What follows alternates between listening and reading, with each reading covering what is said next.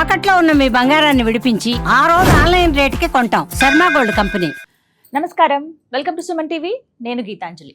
August 8వ తారీఖున వరలక్ష్మి వ్రతం జరుపుకుంటున్నాం మనందరం. నైవేద్యాల గురించి ఇది ఒక పెద్ద సందేహం అండి.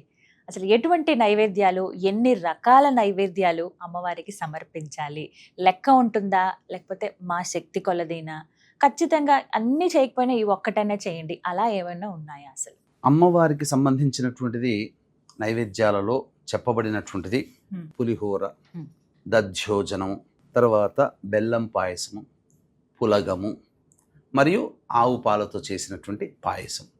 ఈ 5 కూడా అమ్మవారికి చేసుకోగలిగే శక్తి ఉంటే చేసుకోవచ్చమ్మా. ఎందుకంటే పులిహోర ఎలాగో చిత్రాన్నము, దధ్యోజనం అంటే మనం ఇంట్లో పెట్టుకునేటువంటి మామూలుగా పోపు వేసుకుని చేసుకోవాలమ్మా. అలాగే బెల్లం పాయసం అమ్మవారికి చాలా ఇష్టం. అలాగే నువ్వుల పిండితో చేసినటువంటి పులగం, తెల్ల నువ్వులతో చేసిన పులగం, తర్వాత ఆవు పాలతో చేసినటువంటి పాయసం, అది చాలా విశేషం. ఈ 5 చేసుకోగలిగే శక్తి ఉంటే చేసుకోవచ్చు. ఒకవేళ కనుక ఈ 5 చేసుకోలేని శక్తి కనుక లేకపోతే అప్పుడు కనీసం బెల్లం పాయసమైన అమ్మవారికి ఇష్టం, చాలా ప్రీతికరం. ఒక్కటైనా చేసుకోవచ్చు. అమ్మవారికి దానిమ్మ పండ్లు అంటే మహాప్రీతికరం. ఇష్టమైన పండ్లలో దానిమ్మ పండు చాలా ప్రీతికరం కాబట్టి దానిమ్మ పండ్లని ఒలిచి చక్కగా అమ్మవారికి నైవేద్యంగా పెట్టవచ్చు. ఇది ఇంకా కాస్త సులువే కదండి. ఒకవేళ అంత శ్రమ పడలేక ఆరోగ్యరీత్యా బాలేము అని అనుకున్నప్పుడు చక్కగా పండ్లు తెచ్చి ఈ నైవేద్యాలు పెట్టుకోవచ్చు. అయితే కొంతమంది పూర్ణాలు ఖచ్చితంగా చేస్తారండి. అంటే ఇప్పుడు మేము వ్రతం చేస్తున్నాం కదా అని పూర్ణాలు ఒకటిను అప్పాలు, బెల్లం అప్పాలు కూడా చేస్తారు. అంటే వాయినాల్లో ఇవ్వడానికి భాగంగా అవి ఇవ్వవచ్చు. కానీ అమ్మవారికి నైవేద్యానికి మాత్రం ఇవి చాలా విశేషం. ఈ 5 రకాల నైవేద్యాలు వాయినాలు ఇచ్చేటప్పుడు మాత్రం ఈ విధంగా మీరు చెప్పినట్టుగా పూర్ణాలు, అప్పాలు, అలాగే భక్ష్యములు, ఇలా వాళ్ళ శక్తి కొద్ది వాళ్ళు చేసుకోవచ్చు అంటారు. ముఖ్యంగా అలాగే రంగు గురించి ప్రధానంగా అడుగుతారండి. అసలు ఏ రంగు వస్త్రం అమ్మవారికి సమర్పించాలి? కొంతమంది అమ్మవారిని అలంకరించుకుంటూ ఉంటారు. ఏ రంగు వస్త్రం అమ్మవారికి సమర్పించాలి, ఏ రంగుతో అలంకరించాలి? అలాగే ఇంకొంతమంది అడుగుతారు, కలశం పెట్టుకుంటున్నామండి, దానిపైన ఏ కలర్, ఏ రంగు రవికైతే మంచిది? అసలు అమ్మవారికి గుర్తుగా ఏ రంగుని చెప్తారు, ఏ రంగు సూచిస్తుంది లక్ష్మీ అమ్మవారికి అని? ఇక్కడ కలశానికి సంబంధించినటువంటి జాకెట్ పీస్ అమ్మవారికి పెట్టేటప్పుడు వాళ్ళు కనుక ధరించగలగాలి అని అనుకుంటా, లేదా ఎవరికైనా కానీ వాయన రూపంలో పెద్ద ముత్తైదుకి ఇవ్వాలనుకున్నా ఒక మంచి వస్త్రముని తీసుకోవాలమ్మా. అది అంటే శుభకరమైనటువంటి రంగులు ఏవి అని అంటే మనకు చెప్పబడినటువంటిది ఆకుపచ్చ రంగు మరియు పసుపు రంగు, ఎరుపు రంగు. ఇవి చాలా శుభకరమైనటువంటివి కాబట్టి ఈ 3 రంగుల్లో ఏదైనా కానీ జాకెట్ పీస్ మనం ఏర్పాటు చేసుకోవచ్చు చక్కగా. అలాగే పూజ చేసుకునేటప్పుడు కూడా అంటే చాలా మంది అంటే ఈ మధ్య కొంతమంది ఆక్షేపణ చేశారు, పూజ చేసుకునేటప్పుడు ఈ రకమైనటువంటి వస్త్రము ధరించాలని ఎక్కడైనా చెప్పబడి ఉందా, ఈ రకంగా గాజులు పెట్టుకోవాలని ఎక్కడైనా ఉందా అని చెప్పి కొంతమంది ఆక్షేపణ చేస్తారు. అయితే ఉపాసనా క్రమంలో గనక వెళ్ళినట్లయితే కొన్ని దేవతా పూజల్లో నియమాలు ఉన్నాయమ్మా. ఆసనము కూడా అమ్మవారికి ఇష్టమైన రంగు ఏది ఉంటుందో ఆ ఆసనం వేసుకోవాలి. వస్త్రము కూడా ధరించేటప్పుడు అమ్మవారికి ఏది ఇష్టమైన వస్త్రము ధరించి అమ్మవారి పురస్చరణ చేసుకోమని శాస్త్రం ఉంది. అంతెందుకమ్మా, మనకు కనబడేటువంటి అయ్యప్ప స్వామి సంబంధించినటువంటి మాల వేసుకున్న వాళ్ళు ఖచ్చితంగా నలుపు రంగు వేసుకుంటారు, అది నియమం. అమ్మవారిదైతే ఎరుపు రంగు, అయ్యవారిదైతే గంధం కలరు, ఈశ్వరుడికి సంబంధించి, విష్ణు సంబంధించింది అయితే ఖచ్చితంగా పసుపు రంగు. ఇవన్నీ ఉన్నప్పుడు ఈ అమ్మవారికి ఇష్టమైనటువంటిది చక్కగా సుమంగళిగా ఉండాలి అని చెప్పి చేసుకునేటువంటి పూజ కదమ్మా ఇదంతా కూడా. అటువంటి సందర్భంలో చక్కగా మట్టి గాజులు వేసుకోవడం, అలాగే ఈ అలంకరణ విషయంలో ఈ టెంపరీగా దొరికేటువంటి వస్తువులు కాకుండా సహజ సిద్ధమైనటువంటి వాటిని అలంకరణ చేసుకొని చక్కగా ఒక పూర్తి సువాసిని ఎలా అయితే ఉంటుందో అలాగా చక్కగా ధరించుకొని సాక్షాత్తు అమ్మవారికి పూజ చేస్తున్నట్టుగా భావనతో ఉండే ఆ విధంగా ఆ రకంగా చక్కగా అమ్మవారిని ప్రీతికరంగా చక్కటి వస్త్రములు, ఈ రంగు ఇప్పుడు చెప్పబడినటువంటి 3 రంగుల్లో ఏదైనా రంగు వస్త్రమును ధరించి చక్కగా పూజ చేసుకోవచ్చమ్మా. పూజ చేసుకునేటువంటి వాళ్ళు తూర్పు వైపున ఉండి చేసుకుంటే చాలా విశేషం. గురుగారు, చాలా మందికి కలశం పెట్టుకునే ఆనవాయితీ ఉంటుంది, కొంతమందికి ఉండదు. అయితే ఉండని వాళ్ళు ఈ సంవత్సరం నుంచి కలశం పెట్టుకోవచ్చా? కలశం పెట్టాలంటే ఏమైనా నియమాలు ఉంటాయా? అంటే కలశం పెట్టుకోగలిగేటువంటి ఆనవాయితీ ఉండి వ్రత నియమంగా ప్రతి సంవత్సరం చేసుకోగలిగితే ఖచ్చితంగా కలశం పెట్టుకోమని శాస్త్రం చెప్పబడింది. ఆ కలశము బంగారుదైనా, వెండిదైనా, తర్వాత రాగిదైనా, ఇత్తడిదైనా, మట్టి పాత్రనైనా పెట్టుకోమన్నది. అయితే బ్రాహ్మణుని పిలిపించి, అంటే వ్రతం చేసుకున్న తర్వాత కలశం ఏదైతే ఉంటుందో ఆ కలశాన్ని బ్రాహ్మణుడికి దానం చేయమన్నారు. కాబట్టి చక్కగా ఎవరి శక్తి కొలదైనప్పటికీ కూడా రాగిదైనా కానీ, ఇత్తడిదైనా కానీ, మట్టి పాత్రనైనా కానీ పెట్టుకొని కలశాన్ని విధానంగా కలశ ప్రోక్తముగా పూజ చేసుకోవచ్చు, తప్పు లేదు. అయితే కొంతమంది ఈ మధ్య కలశాన్ని పెట్టుకుని ఆనవైతే కలశాన్ని పెట్టుకుంటే ఇంకేదన్నా ఆచరించాలా ప్రతి సంవత్సరమా ఇట్లా అని అనేక సందేహాలు ఉంటాయి. వ్రతం చేసుకునేటప్పుడు చక్కగా విధి విధానంగా చేసుకుంటేనే అమ్మవారికి అనుగ్రహం కలుగుతుంది. కాబట్టి కలశం పెట్టుకుని చేసుకోవడమే చాలా ప్రత్యేకం. ఒక కలశం పెట్టుకుంటే ఏమవుతుందో, ఒక ఫోటో ఎలాగో పెట్టుకుంటాం, అది అంతే. గురుగారు కలశం గురించి ఎలాగో మాట్లాడుతూ ఉన్నారు. చాలా మందికి ఉండేటువంటి సందేహం ఇదే, కలశారాధన చేసేటప్పుడు ముందుగా అంటే అమ్మవారిని ఆవాహన చేసేది కలశం పైనే చేయాలా? ఎందుకంటే కొంతమంది చిన్న చిన్న విగ్రహాలు అవి పెట్టుకుంటూ ఉంటారు, అభిషేకం అవి చేస్తారు, అక్కడ అమ్మవారిని ఆవాహన చేయొచ్చా? లేకుంటే ఫోటో ఒకటి పెడుతూ ఉంటారు, ఎక్కడ అమ్మవారిని ఆవాహన చేయాలి? మొదటి నుంచి కూడా మనకు పురాతన కాలం నుంచి కూడా ఈ విగ్రహాలు కానీ ఫోటోలు కానీ లేవు కదమ్మా. అసలు ఉండేవి. ఏ దేవత పూజ చేసినా కలశంలోనే ఆవాహన చేసేవాడు. కాబట్టి ఖచ్చితంగా కలశంలోనే అమ్మవారిని ఆవాహన చేయాలి, అందులో సందేహమే లేదు. కలశంలోనే ఆవాహన చేసి చేసుకుంటే దైవతానుగ్రహం సంపూర్ణంగా కలుగుతుంది. ఫోటోలో ఎలా ఆవాహన చేస్తాము? కాదు, కలశమే ప్రధానం. ఎందుకంటే కలశంలో పూర్ణ ఫలమైనటువంటి నారికేళం పెడతాం కాబట్టి. కరెక్ట్.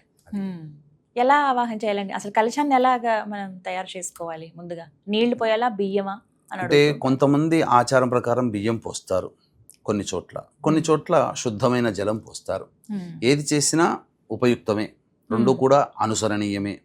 చేసుకొని చక్కగా అందులో మామిడి ఆకులు, అవి లేని పక్షంలో రావి ఆకులు, అవి కూడా లేని పక్షంలో మోదుగాకులు, అవి కూడా లేని పక్షంలో తమలపాకులు, ఇవన్నీ దేవతా సంబంధమైనటువంటి దళములు. కాబట్టి కనీసము తులసి దళములైనా కానీ పెట్టి చేసుకోవాలి. ఖచ్చితంగా ఆ యొక్క అమ్మవారి పూజలో తులసి దళము కూడా ఉండాలి.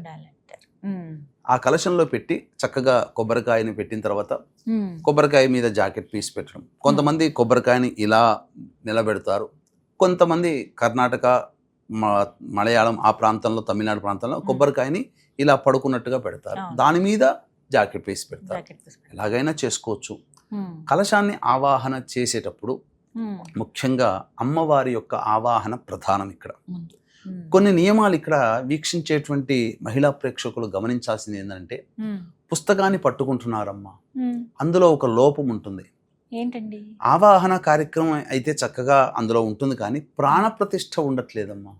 అయ్యో, చాలా అదే ముఖ్యం. అంటే అమ్మవారిని పిలిచిన తర్వాత అమ్మవారి యొక్క అంశ ఆ యొక్క కలశంలో రావాలిగా, వస్తుంది, ఆవాహన చేసినప్పుడు వస్తుంది. కానీ ఆ వచ్చిన మరుక్షణమే ప్రాణప్రతిష్ఠ మంత్రంతో ప్రాణప్రతిష్ఠ చేయాలి. అందుకని వీక్షించేటువంటి ప్రేక్షకులు, మీకు పుస్తకంలో దొరకదండి, ప్రాణప్రతిష్ఠ అనేటువంటిది లేదు. కాబట్టి ఇప్పుడు చెప్పబోయేటువంటి మంత్రముని మీరు పూజ చేసుకునే సందర్భంలో ఆ ప్రాణప్రతిష్ఠాన దగ్గర మీరు ఆ మంత్రాన్ని మీరు విని ఆ విధంగా చేసుకోండి. అంటే రెండు లేదా మూడు తమలపాకులు తీసుకొని కలశం మీద ఇలా గొడుగు పట్టుకున్నట్టుగా పట్టుకొని ఆ కలశం మీద ఆనిచ్చి, అంటే ఆ అమ్మవారి ఆవాహన, మళ్ళీ చెప్తున్నాను వీక్షించేటువంటి మన మహిళా ప్రేక్షకులకి, 16 లక్ష్మీదేవతల యొక్క ఆవాహన కార్యక్రమం శ్రీ సూక్త విధానముగా అమ్మవారిని ఆవాహన చేస్తున్నాం.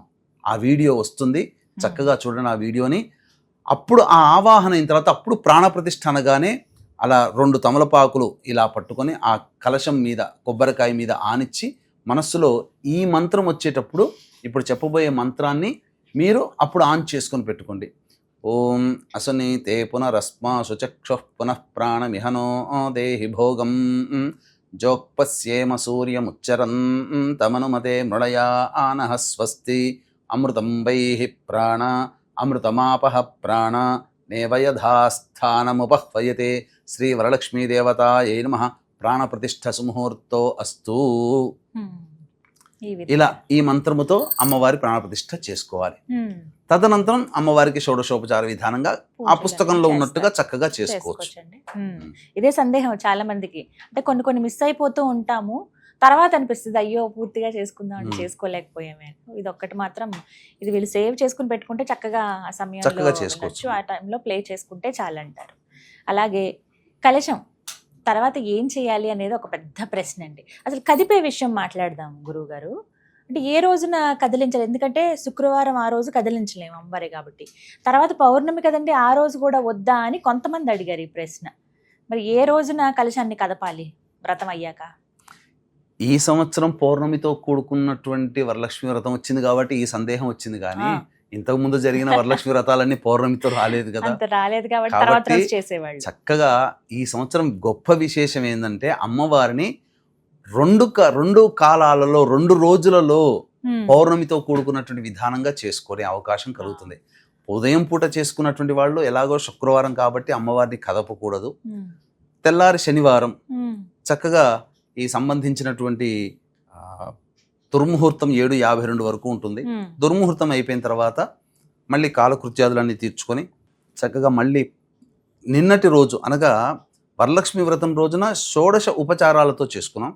పంచోపచార విధానంగా పూజ, ఆవాహనం, స్నానము, నైవేద్యము, దీపము, ఇవి ఈ విధంగా పంచోపచార విధానంగా చేసుకొని అప్పుడు శనివారం నాడు కదపవచ్చునమ్మా.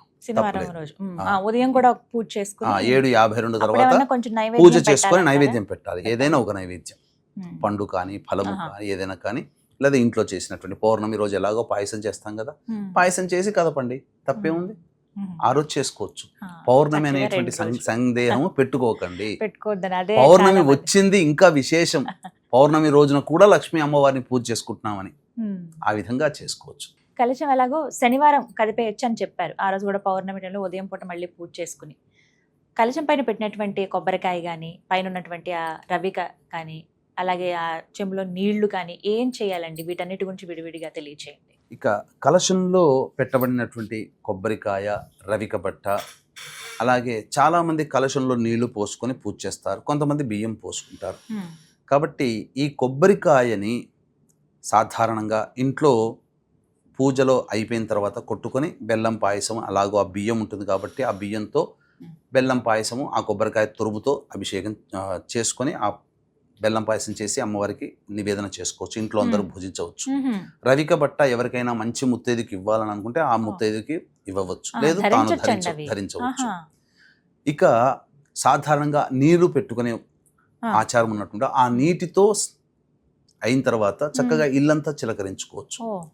లేదు ఆ కలశం పెట్టినటువంటి కొబ్బరికాయని ధనాగారంలో కానీ, అంటే ఈ బీరువాలో కానీ, పూజా మందిరంలో కానీ పెట్టుకోవచ్చు, లేదా ఇంటి గుమ్మానికి అయినా కానీ కట్టవచ్చు, ఎర్రటి గుడ్డలో కట్టవచ్చు. ఈ విధంగా పౌర్ణమి ఘడియల్లో ఉండగా చేసుకోవచ్చు. ఎవరికి శక్తి అనుసారం, ఎవరికి మనస్ఫూర్తిగా అనిపించింది ఆ విధంగా చేసుకోవచ్చు. గురువుగారు, అమ్మవారికి ఎంతో చక్కగా పూజ అయితే చేసుకుంటాం పుష్పాలతో. అసలు ఎన్ని పుష్పాలు ఉంటాయో అన్ని రకాల పుష్పాలతోటి అమ్మవారికి పూజ చేస్తాం. కానీ అమ్మవారికి ఇష్టమైనటువంటి పుష్పం ఏది? ఏ పూలతో అర్చిస్తే అమ్మ సంతోషిస్తుంది? సాధారణంగా అమ్మవారు కమల నివాసిని కాబట్టి తామర పుష్పాలతో అమ్మవారిని పూజ చేసుకోవచ్చు. ఈ రోజు చాలా ప్రియం ఆ తామర పుష్పాలంటే చాలా ఖర్చుతో కూడుకున్నది. కలువ పూలు ఇవి 2. ఇంకా అమ్మవారికి చాలా ప్రీతికరమైనటువంటిది మందార పుష్పములు.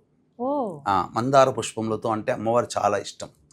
కరవీర పుష్పములు అంటే గన్నేరు పుష్పములు, మల్లె పూలతో అమ్మవారికి పూజ చేసుకోవచ్చు, చామంతి పూలతో చేసుకోవచ్చు. కాకపోతే చెయ్యకూడనటువంటి రంగులు ఏవయ్యా అంటే నీలి రంగు, బ్లూ కలర్ పుష్పాలతో అస్సలు శుక్రవారం రోజున వరలక్ష్మి వ్రతంతో చేసుకునే వాళ్ళు అస్సలు పూజ చేయకూడదు. కాబట్టి ఈ విధంగా అందరూ గుర్తుపెట్టుకోవాలి. నీలి రంగు పుష్పాలతో ఎక్కడా కూడా శంఖ పూలు గాని ఉన్నాయని అందరూ అందంగా ఉన్నాయి కదా అని పూజ చేసేస్తూ ఉంటారు. అలా కాకుండా శంఖ పుష్పాలు, అలాగే నీలిరంగు చామంతి, ఇవి మాత్రం పక్కన పెట్టేసి మిగతా ఎక్కువగా మనకి ఇప్పుడు అందుబాటులో ఉండేవంటే మల్లెపూలు, అలాగే పసుపు, తెలుపు చామంతులండి, బాగా గులాబీలు గాని. అవును, గులాబీ పుష్పాలు కూడా అమ్మవారికి చాలా ప్రీతి. ఇప్పుడు హైబ్రిడ్ కంటే కూడా సహజంగా ఉండే గులాబీలు ఇంకా బాగుంటాయి. ఇంకా మీరు అన్నట్టుగా పద్మాలు, అవైతే ఇంకా ఇది శక్తి ఉంది అని అనుకుంటే చక్కగా వాటితో కూడా చేసుకోవచ్చు. వీక్షించేటువంటి ప్రేక్షకులకు కూడా గమనిక, ఈ వరలక్ష్మి వ్రతం ప్రతి మహిళ కూడా చక్కగా చేసుకుంటూ ఉంటుంది. కాబట్టి ఈ వరలక్ష్మి వ్రతం అందరూ చేసుకుంటుంటారు. ఆ అమ్మవారి అనుగ్రహం ఇంకా విశేషంగా కలిగితే బాగుంటుంది అనుకుంటారు. ఎందుకంటే ఈ వరలక్ష్మి వ్రతం చేసుకోవడం ద్వారా అమ్మవారి యొక్క అనుగ్రహం కలిగితే తప్పకుండా పిల్లలకి విద్య, పెళ్ళిళ్ళు అవుతాయి, దాంపత్య సమస్యలు తొలగిపోతాయి, ఆర్థిక రుణ బాధలు తొలగిపోతాయి, ఉద్యోగాలు సంప్రాప్తమవుతాయి. ఇప్పుడంతా కూడా సాఫ్ట్వేర్ రంగం బాగోలేదు. కాబట్టి ఇటువంటి యోగాలు మీకు కలిగించాలనే సదుద్దేశంతో మన పీఠమాధ్వర్యంలో చక్కగా లక్ష్మీ మూలమంత్ర సంపుటిత లక్ష్మీ సూక్త హోమము, అలాగే షోడశ లక్ష్మిలు అనేటువంటి ఆవాహన చేసుకున్నాం కదా, ఆ షోడశ లక్ష్మీ మూలమంత్ర హోమము, అలాగే దశమహావిద్యలలో లక్ష్మీ స్వరూపముగా భావించే కమలాత్మిక హోమము, మరియు మేష, మిథున, కర్కాటక, సింహ, కన్య, వృశ్చిక, ధనుసు, కుంభమీన రాశుల్లో జన్మించినటువంటి వారికి దోష నివారణార్థమై సర్వదోష నివారణ పూజలు, హోమాలు అనేటువంటివి రాత్రి 9 గంటలకు ప్రారంభమవుతాయి. 8వ తారీఖు సాయంత్రం 6 గంటల లోపల గోత్రనామాదులు నమోదు చేసుకోవచ్చు. కేవలం 41 మందికి మాత్రమే అవకాశము. మీరు పూజ చేసుకునే దాంతోపాటు ఈ యొక్క హోమాదుల్లో పాల్గొనడం, గోత్రనామాదులు నమోదు చేసుకోవడం ద్వారా సంపూర్ణమైనటువంటి లక్ష్మీ అనుగ్రహాన్ని పొందుతారని చెప్పడంలో ఏమాత్రం సందేహం లేదు. కాబట్టి అవకాశం ఉన్న వాళ్ళు కార్యక్రమ తదనంతరం కాంటాక్ట్ చేసి పూర్తి వివరాలు తెలుసుకోవచ్చు. ఈ కార్యక్రమంలో నమోదు చేసుకున్నటువంటి వాళ్ళకి అమ్మవారికి ఎంతో ప్రీతికరమైనటువంటి పూజ చేసినటువంటి తామరమాల మీకు ఇవ్వడం జరుగుతుంది. అలాగే కొన్ని పూజ వస్తువులు ఉంటాయండి. ఆ వస్తువులు ఏంటి? ఖచ్చితంగా అమ్మవారి పూజలో పెట్టవలసినటువంటి వస్తువులు ఏంటో తెలియచేస్తారా? అమ్మవారికి సంబంధించి అనేకమైనటువంటి లక్ష్మీ చిహ్నంలో సూచించేటువంటి వస్తువులు కొన్ని ఉన్నాయమ్మా. ఓ, చిన్న నారికేళం, చిన్నది. చిన్నది శ్రీఫలము అని అంటారు. పెద్ద కొబ్బరికాయ ఎలా ఉంటుందో చిన్న కొబ్బరికాయ, ఏకాక్షి నారికేళం, ఒక కన్ను ఉన్నటువంటి నారికేళం, అలాగే గురువింద గింజలు, మరియు గోమతి చక్రాలు, ఇవి. తర్వాత అమ్మవారికి ముత్యములు అంటే చాలా ఇష్టం. అందులో లక్ష్మీ ముత్యం అని ఉంటుంటుంది, ఇట్లా గుండ్రంగా ఉంటుంది గోపురంలాగా, అటువంటి వస్తువులు. ఇవన్నీ కూడా అమ్మవారికి చాలా ఇష్టమైనటువంటి వస్తువులుగా చెప్పబడేది. అలాగే లక్ష్మీ శంఖం అని కూడా ఉంటుంది. అలాగే గవ్వలలో లక్ష్మీ గవ్వలు పసుపు రంగులో ఉంటాయి. ఈ సంబంధించినటువంటి గవ్వల్ని కూడా తెచ్చుకొని పూజా మందిరంలో పెట్టుకొని చక్కగా ఆ వరలక్ష్మి వ్రతం రోజున పూజ చేసి వాటన్నిటినీ పూజా మందిరంలో ఒక గుడ్డలో పెట్టి ప్రతిరోజు ధూపదీప నైవేద్యాలు ఇవ్వవచ్చు. అల్మారాలో, బీరువాలో, క్యాష్ బోర్డులో పెట్టుకోవచ్చు. ఈ విధంగా ప్రతిరోజు చేసుకుంటే కనుక ఆ యొక్క ఇంట్లో ధనధాన్యము స్థిరంగా ఉండిపోతుంది, ప్రవర్ధమానం అయిపోతుంది అని చెప్పవచ్చు. గురుగారు, తోరం కట్టుకుంటారు, ఏ విధంగా, ఎన్ని ముడులు వేయాలి, ఎలా ఉండాలి? తోర గ్రంథి పూజ అని ఉంటుంది ప్రత్యేకంగా, ఎప్పుడు చేసుకోవాలి, ఎలా వివరించండి. తోర గ్రంథి పూజ అనేటువంటిది ప్రతి నోము నోచుకునే విధానంలో ఉంటుంది, వ్రతంలో కూడా ఉంటుంది. ఒక్కొక్క వ్రతాన్ని అనుసరించి కొన్ని 11 తోరాలు, 16 ముడులు ఇలా అంటారు. కానీ వరలక్ష్మి వ్రతానికి మాత్రం 9 ముడులే వేయాలి. ఈ 9 ముడులు వేసినప్పుడు ఇక్కడ ఏంటనంటే ముఖ్యంగా ఆ పూజ చేసుకునే మహిళ ఒక నియమాన్ని పాటించాలి. ఏంటి అని అంటే, ఎంతమంది ముత్తైదును పిలిపిస్తున్నారు వాళ్ళ సంఖ్యకి తక్కువ కాకుండా, ఒకటి ఖచ్చితంగా అమ్మవారికి పూజ చేసేటప్పుడు తోరగ్రంథి పూజ ఉంటుంది కదమ్మా, ఆ అమ్మవారి కలశానికి కట్టాలి ఫస్ట్ మహిళ. తోరగ్రంథి పూజ చేసిన తర్వాత అమ్మవారికి కూడా ఒక ప్రత్యేకమైన తోరము పెట్టాలి, తను కట్టుకోవడానికి ఉండాలి. 2 పోగా మిగతా ఎంతమంది ముత్తైదులు వస్తారు. అయితే ఇక్కడ ఒక చిన్న విషయం ఏంటంటే, తోర గ్రంథి పూజ చేసుకునే సమయానికి సమూహం వచ్చేస్తారు కదా, అప్పుడు వాళ్ళ మనసులో అంటే చేసుకునే వాళ్ళకి ఎంతమంది వస్తే అంతమందికి పెట్టాలనే కోరిక కూడా ఉంటుంది కదా. అప్పుడు ఏం చేయాలనంటే, ఆ వచ్చిన సమూహంలో ఎంత ఉన్నారో అనుకున్న దానికంటే ఎక్కువ వచ్చారన్నప్పుడు ఎక్కువ తోరములు తోర గ్రంథి పూజ సమయానికంటే ముందే ఎంతమంది ఉంటారో అంతమంది తోరములు తయారు చేసుకొని పెట్టుకోవాలి. పెట్టుకొని పూజ చేసి వాళ్ళకందరికీ ఇచ్చి శక్తి కొలది వాయనం ఇవ్వండి. అన్ని పెట్టాలని అనేటువంటిది ఏమీ లేదు. కాబట్టి వాయనం ఇచ్చేసేసి, ఎన్ని ముడులు ఉండాలండి? 9 ముడులు ఉండాలి. 9 ఎందుకనంటే నవనాడులు, శరీరంలో నవనాడులు ఉంటాయి. అలాగే ఈ సంబంధించినటువంటి నవగ్రంథులు కూడా ఉంటాయి శరీరానికి. అవన్నిటి కూడాను పరిశుద్ధమవుతాయి. అంతేకాకుండా నవగ్రహాల యొక్క అనుగ్రహం అనేటువంటిది సంపూర్ణంగా కలగాలనే ఉద్దేశము.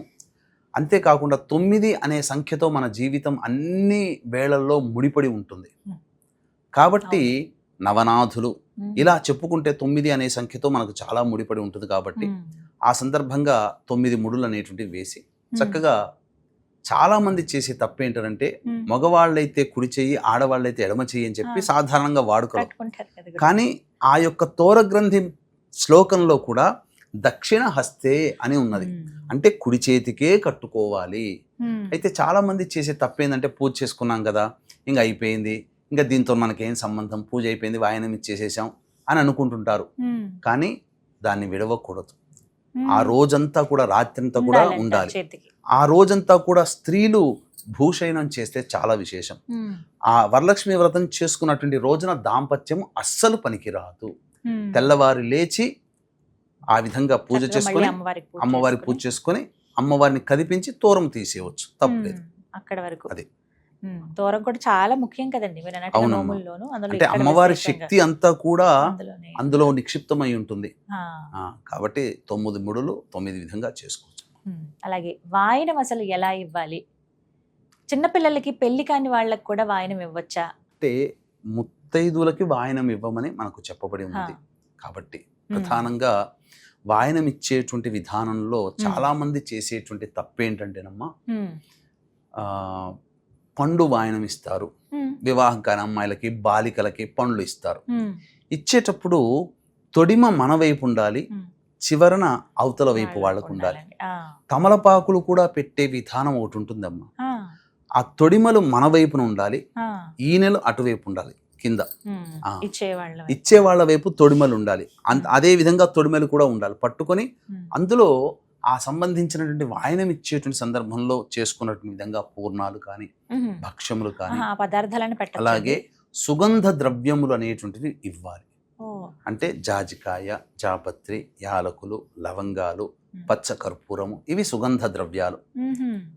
ఇవి మనం ఎలాగో వక్కలు ఎలాగో ఇస్తాము, పండ్లు, నానబెట్టిన శనగలు, ఇవన్నీ కూడా ఒక రోజు ముందు నానబెట్టాలి. అది ఇంకా ఆ నానబెట్టిన శనగల్లో ఇంకా దానికి ఇంకా జీవం వచ్చినట్టుగా సంబంధించిన మొలకలు గనక వచ్చి ఉంటే ఇంకా విశేషం, శుభ్రంగా. అయితే హైబ్రిడ్ శనగలు పెట్టకూడదు, కొమ్ము శనగలు పెట్టుకోవాలమ్మా. కొమ్ము శనగలు మాత్రమే వాయనంలో. ఇవి ముఖ్యంగా గుర్తుపెట్టుకోవాలి. ఇప్పుడు ఆ పిండి వంటలు ఏవి వండలేదు, అంత శక్తి లేదనుకుంటే ఆకు ఒక పండు ఏదైనా, ఇప్పుడు వస్త్రం కూడా వాళ్ళ శక్తి కొలది ఉంటే అమ్మవారికి జాకెట్ ముక్క, అదే అమ్మవారిగా భావిస్తూ చీర, ఎవరి శక్తి కొలది వాళ్ళది. ఇన్ని రెండు లవంగాలు, 2 యాలకులు పెట్టడంలో తప్పు లేదు కదా. ముఖ్యంగా ఇవి ఉండాలి. అయితే మరి వితంతువులకి వాయనం ఇవ్వాలా? ఒకవేళ ఇవ్వాల్సి వస్తే వాళ్ళకి ఎటువంటి వాయనం ఇవ్వాలండి? వితంతువులకి ఫలం ఇస్తే సరిపోతుంది, అంతే తప్ప అదేమి ఇబ్బంది పడాల్సింది లేదు. వచ్చిన వాళ్ళకి అమ్మవారి స్వరూపమే దశావతారాలే. కాబట్టి ఎవరిని కూడా ఇక్కడ వచ్చేటువంటిది ఏంటంటేనమ్మా, చాలా మంది పూజ చేసుకునే సందర్భంలో వితంతువులు ఉన్నారు అంటే వాళ్ళని తక్కువ చూపు చూస్తారు, పట్టించుకోరు. అమ్మవారి అవతారమే కదా, ధూమవతి అమ్మవారి ఎవరమ్మా? వితంతువేక. మరి అమ్మవారిని ఎందుకు కొలుస్తున్నాం? కాబట్టి అస్సలు ఆ విధంగా వచ్చినటువంటి వాళ్ళు అమ్మవారి పరీక్ష పెట్టడానికి ఆ రూపంలో వచ్చి ఉండవచ్చు. విసుక్కొని అనుకున్నాం అనుకోండి, చాలా చాలా దోషముగా ఉంటుందమ్మా. కాబట్టి ఆ వితంతుల్ని ఎప్పుడు కూడా ఆ విధంగా చూడకూడదు. సాధారణంగా ప్రేమగా, గౌరవంగా చూసుకొని వాళ్ళు కలత చెందే విధంగా మన ప్రవర్తన ఉండకూడదు. ఇక అందరూ అడిగేటువంటి ప్రశ్న, పూర్వ సువాసినులు మరి వ్రతం చేసుకోవచ్చా అండి అని అడుగుతూ ఉంటారు. ఇక్కడికి చాలా మంది ఇది సాంఘిక ఆచారంలో భాగంగా పూర్వ సువాసినుల్ని దూరం పెట్టినట్టుగా మనకు కనిపిస్తుంది. కానీ వాస్తవానికి అంతా అమ్మ స్వరూపమే కదమ్మా. అంతే కదండి. ప్రతి స్త్రీలో మనం అమ్మనే చూస్తుంటాము. అందులో ఆ అమ్మ చూసే విధానంలో ఈమె యువతి, బాలిక, సుమంగళి, పూర్వసువాసిని అని భేదం ఎందుకమ్మా? అయితే మనము అమ్మవారి యొక్క దశావతారాలు, దశమహావిద్యలు అని అంటారు. చూస్తే పూర్వసువాసిని చూపించేటువంటి 9వ అవతారం ధూమవతి కూడా ఉంది కదమ్మా. ఆమె కూడా విధవ స్త్రీనే అవతారం. మరి ఆమె ఆ సాక్షాత్తు పార్వతీ అమ్మవారి యొక్క అవతారంలో ఒక భాగము, అన్ని చూపించింది. ఆమెను కూడా కొలుస్తున్నాము కదా. కాబట్టి ఇక్కడ అటువంటి భేదం అనేటువంటిది కాకుండా, అయితే ఇది సాధారణంగా మనకు లక్ష్మీ అమ్మవారు చారుమతికి కల్లో కనిపించి ఈ సంబంధించినటువంటి భర్త పుత్ర పౌత్రాభివృద్ధ్యర్థం అని చెప్పి అనుకున్నారు. కాబట్టి ఆ విధంగా వస్తున్నటువంటిది ఆచారం. కాబట్టి అష్టోత్తర విధానంగా పూజ చేసుకొని చక్కగా చేసుకోవచ్చు. ఇప్పుడు సత్యనారాయణ స్వామి వ్రతం ఉంది, ఇంకా కొన్ని వ్రతాలు ఉన్నాయి, అందరూ కూడా చేసుకునేట్టు తగినటువంటిదే తప్ప ఇక్కడ విషయంలో స్త్రీలు అభిషేకం చేయకూడదని అన్నారు. మరి రావణాసుడి తల్లి కైకసి అభిషేకం చేసిందిగా, అక్కమాంబ ఆమె కూడా పూజ చేసుకొని తరించింది కదా శివుని ప్రార్థించి. కాబట్టి ఇందులో సందేహం లేదమ్మా, చేసుకోవచ్చును.